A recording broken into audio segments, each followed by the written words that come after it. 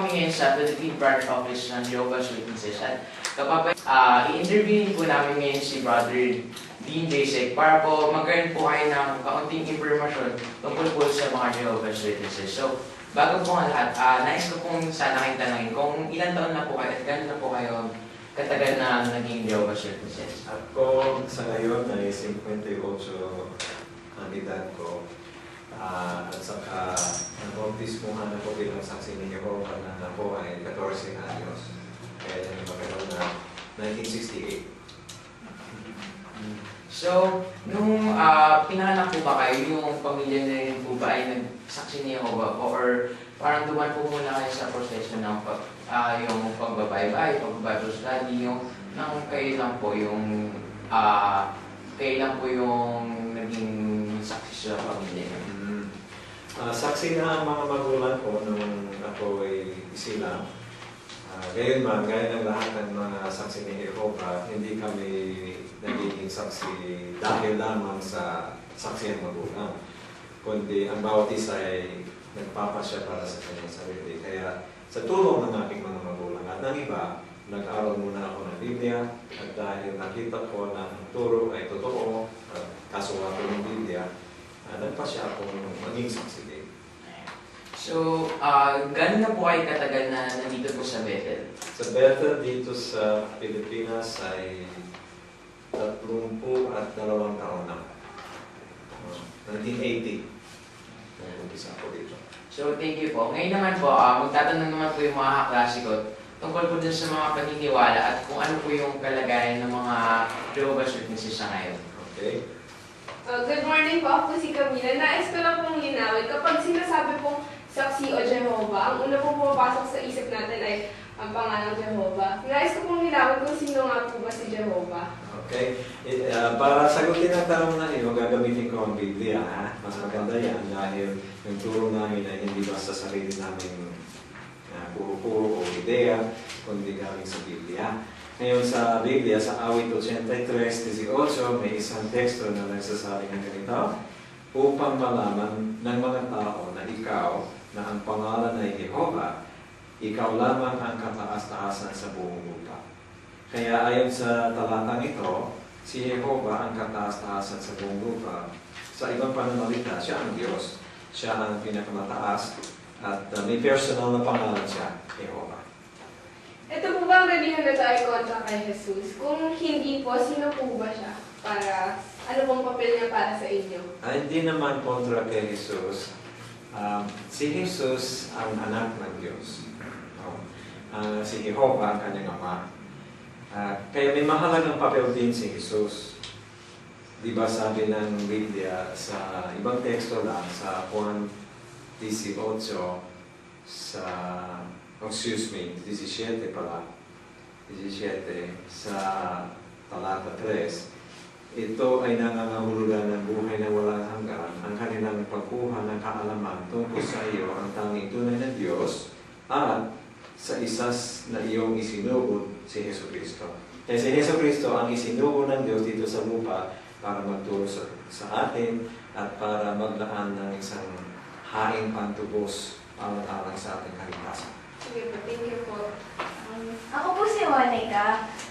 Gusto ko lang po itanong sa inyo kung ang Biblia rin po ba yung ginagamit niyo bilang gabay sa mga utos ng Diyos? At kung titignan po natin ngayon, sa ibang religion po, ang madalas na ginagamit po nila yung bagong tipan. Kayo rin po ba yung bagong tipan ang inyong ginagamit?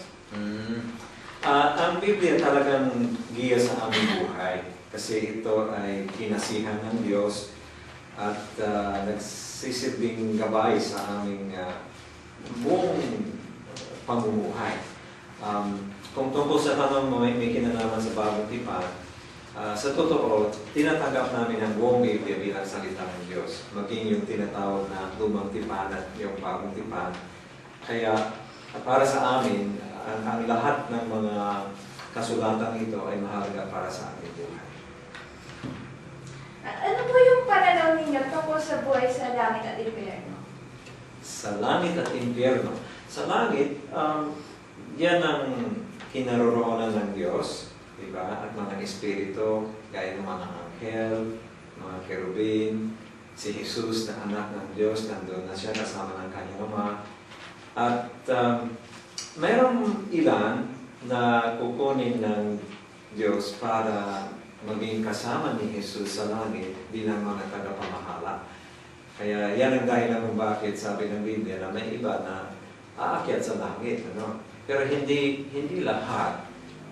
Sapagkat sabi din ni Jesus sa kanyang sermon sa mundo na ang mga maaamo ay magmamana ng lupa. Kaya naniniwala kami na bagaman mayroong Espiritu sa langit, meron ding mga mananatili dito sa lupa sa hinaharap sa ilalim ng kaharian ng Diyos. Pero kung tungkol sa impyerno, yan ay may kinalaman sa kamatayan. Ano? Kasi sabi ng iba, kung tayo ay mamamatay, kung masama tayo, ipupunta sa impyerno. Pero sa aming pagbasa sa Biblia, medyo iba ang sinasabi ng Diyos sa atin. Kasi sa halimbawa sa Ecclesiastes 9:5,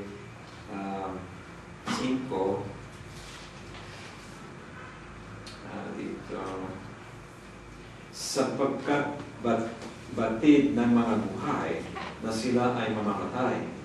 Ngunit kung tungkol sa mga patay, sila ay walang anumang kabatiran, ni meron pa man silang kabayaran, sapagkat ang alaala sa kanila ay nalimutan.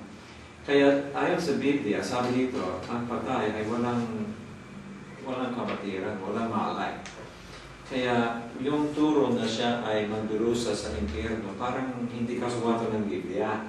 Kaya sa aming pagsusuri sa Biblia, lumilitaw na yung ideya ng impyerno na parurusahan ang tao sa isang mga apoy na dako ay galing sa sariling opinion ng mga tao, hindi galing sa Biblia. Kaya dahil doon, ang maapoy ng impyerno ay hindi isa sa mga paniniwala. Salamat po. So ako naman po si Kathy. Gusto ko po tanong kung ano po yung masabi niyo sa paggunaw ng mundo? Kalimitan, kapag tinutukoy ang paggunaw ng mundo, iniisip ng tao yung panahon sa hinaharap na parang lilipunin ng Diyos ang lahat dito sa lupa. Pero yun din ay medyo na-misinterpret ng konti. Kasi halimbawa dito sa awit 37, ang sabi dito sa talata 11, ngunit ang maaamo ang magmamay-ari ng lupa at makasusumpong nga sila ng masiting kaluguran sa kasaganaan ng kapayapaan. At saka sa talata 29, ang mga matuwid ang magmamay-ari ng lupa at tatahan sila doon magpakailanman. Ngayon, kung magmamana ang mga maaamo ng lupa, paano ba mangyari yan? Wala ng lupa, o kaya kung nilipod na, hindi pwede. Ano? Kaya, ang paglipod na mangyayari sa hinaharap ay hindi yung buong globo, hindi yung buong lupa, kundi yun lamang mga masasamang tao ang aalisin dito. Parang lilinisin ang lupa para mas bago ang kalagayan. At pagkatapos, may mga tao na mananatili dito sa isang magandang paraiso. Kaya sa totoo, ang kinabukasan ng lupa ay maganda. Thank you po. Ako po si Naomi Perez at gusto ko lang po itanong kung ano po yung ilan sa mga paniniwalang ng Jehovah's Witnesses na masasabi ng karamihan sa mga reliyon ay may pagkakaiba kayo? May pagkakaiba. Siguro yun nabanggit kanina ang isa. Kasi iniisip ng iba na lahat ng mabubuting tao ay tutungo sa langit. Ano? Pero yung nabasa natin kanina dito sa Biblia ay nagsasabi na meron mga mananatili sa lupa. Kaya siguro doon may pagkakaiba kung ihahambing sa ibang religiyon. Kasi kami ay naniniwala dito sa sinabi ng Biblia na ang lupa magiging paraiso, mapayapa, maganda ang kalagayan, at hindi lahat ay tutungo sa langit. Kaya yan ang isa siguro. At marahil yung isa pa kanina na binanggit, yung pangalan ng Diyos. Kasi kuminsan na nasa isip ng iba, si Jesus mismo ang Diyos. Pero ayon sa ating binasa kanina sa Juan 17:3, siya yung isinugo ng Diyos. Ibig sabihin, may nagsugo. Yan yung mismong Diyos, yung Diyos na Jehovah. Kaya doon medyo may pagkakaiba din sa aming paniniwala. Thank you. Ano po, ako naman po si Kyle. Nais ko pong malaman kung ilan na po ba ang miyembro ng Jehovah's Witness at kung sa mga bansa na po sila nakapunta at nakarating. Okay. Sa buong daigdig, may mga 7.5 milyon na mga saksi ni Jehovah. At dumadami araw-araw yon dahil habang nagtutulog kami ng Biblia, merong iba na gustong sumama sa amin. Pero yung bilang na 7.5 milyon, yan yung nakikibahagi sa pagtutulong ng Biblia sa iba. So totoo, sa mga pagpupulong namin, sa mga kingdom hall namin, mas marami pa ang dumadalo kaysa doon sa 7 milyon. Ano? Kung saan mga bansa, ang tanong mo, marami. Kasi may mga saksi ni Jehovah sa mahigit na 235 lupain sa buong daigdig. Kaya halos lahat ng bansa may mga saksi maging dito sa Pilipinas. Meron po ba kayong mga literatura? At kung meron po, ano po ang ilan sa mga yun? Marami kaming literatura kasi yan ang isang paraan namin para maipaabot ang mabuting balita ng Diyos sa mga tao. Katulad nito, ito ay isang brochure na tungkol sa gawain ng mga saksi ni Jehovah. Mamaya bibigyan ko kayo ng kopya. Pero meron kaming iba na mas kilala kaysa dito. Yung kalimitan alam ng mga tao ay yung magazine Ang Bantayan na ipinamamahagi sa mga tao sa bahay-bahay. O kaya Gumising, yan ang isa sa mga magazine namin. Pati mga Biblia mismo, nagsasalin kami, nag-i-imprenta ng Biblia. Marami pa, may mga video pa kami para sa mga kabataan, para sa mga may edad, iba't ibang sari-sari, mga brochure, mga tract. Kaya pati Bible Dictionary o Bible Encyclopedia meron kami. Thank you po. Good morning po. Ako po si Christine. Gaya po ng sinabi niyo na si Jesus po nasa langit nakasama yung Ama niya. Sino na po yung ginagamit ni Jesus para magbigay ng daan, para mapamahalaan yung mga miyembro nito at may pamigay yung mga bagong tagubilin sa pamamagitan ng literatura? Oo, magandang tanong yun. At sa totoo, si Jesus, may tanong din siya tungkol dyan. Ito ay nasa Mateo sa 24:45. At ang tanong ni Jesus ay ganito. Sabi niya, sino talaga ang tapat at maingat na alipin na inatasan ng kanyang Panginoon sa kanyang mga lingkod ng sambahayan upang magbigay sa kanila ng kanilang pagkain sa tamang panahon? Kaya nagmamon ng tanong si Jesus. Sabi niya, sino talaga ang alipin na namamahagi ng pagkain? Pero so dito, hindi niya ibig sabihin yung totoong pagkain. Ang tinutukoy niya, spiritual na pagkain. Kaya ibinangon niya yung tanong. Kaya sabi dito na sa talata 47, aatasan niya siya sa lahat ng kanyang mga pag-aaral. Kaya sa panahong ito, si Jesus ay merong ginagamit na ilang mga tao dito sa lupa ngayon. Sa aming organisasyon yan ay tinatawag na governing body o grupong tagapamahala. Sila ay mga matatagal ng nag-aaral ng Biblia at sila ang tumutulong upang maipamahagi ang impormasyon sa Biblia sa buong daigdig. Kaya si Jesus sa pamamagitan ng Banal na Espiritu ay nagbibigay ng patnubay sa pamamagitan ng mga nangunguna sa kanyang organisasyon dito sa lupa. Meron naman po ba kayong mga paaralan o programa na mahasa yung mga miyembro niyo? Marami kaming educational programs. Sa mismong mga Kingdom Hall, yung mga kongregasyon namin, mayroon tinatawag na paaralan teografiko. Yan ay school para sa lahat ng member ng mga saksi. At linggo-linggo, mayroong program, mayroong practice sessions, bibigyan sila ng assignment na magpahayag sa harap ng buong kongregasyon, pati mga babae, meron silang mga pagtatanghal. At yan ay pagsasanay para maging mas bihasa sa paggamit ng Biblia at sa pagtuturo sa iba.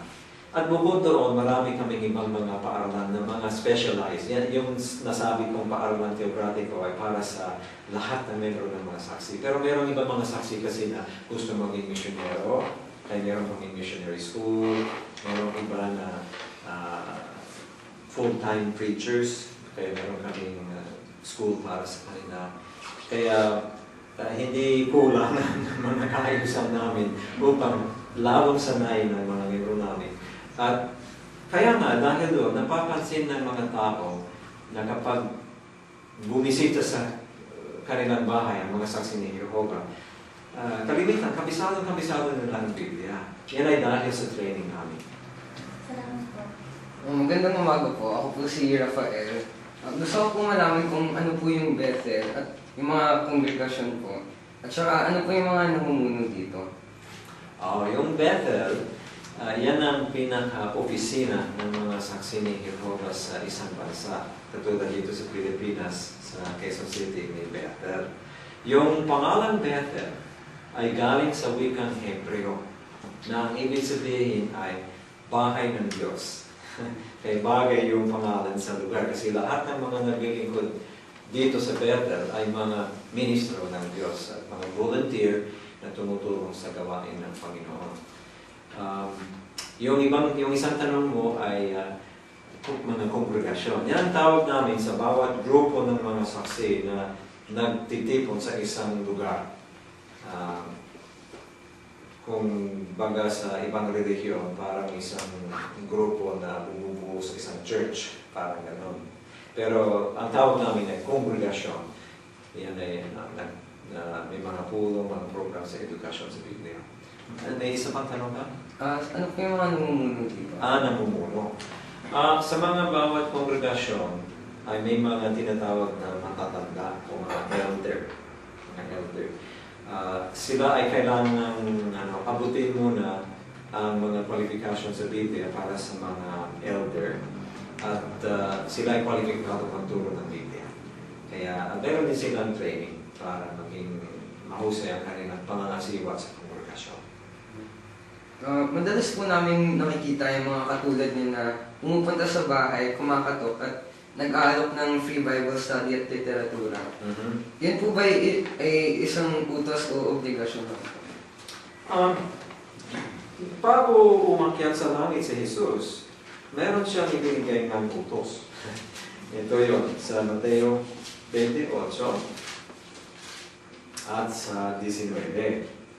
Sabi ni Jesus, kaya humayo kayo at gumawa ng mga alagad sa mga tao sa lahat ng mga bansa, na binabautismuhan sila sa pangalan ng Ama at ng Anak at Banal na Espiritu, na itinuturo sa kanila na tuparin ang lahat ng mga bagay na iniutos ko sa inyo. Kaya bago siya umakyat, sabi niya, pumunta kayo sa iba't ibang lugar, magturo kayo sa mga tao para maging mga alagad din ni Jesucristo. Kaya sa pagkaintindi namin, yan ay isang utos mula sa Panginoon at sinisikap ng mga saksi na magampanan ang pananagutan yun hanggang sa ngayon. Maraming po salamat, Brother Lexen, sa opportunity type na binigay niyo po sa amin. At sana po, next time po, makapunta ulit kami dito para malibot po namin yung buong Bethel. Sige. Okay. Thank you.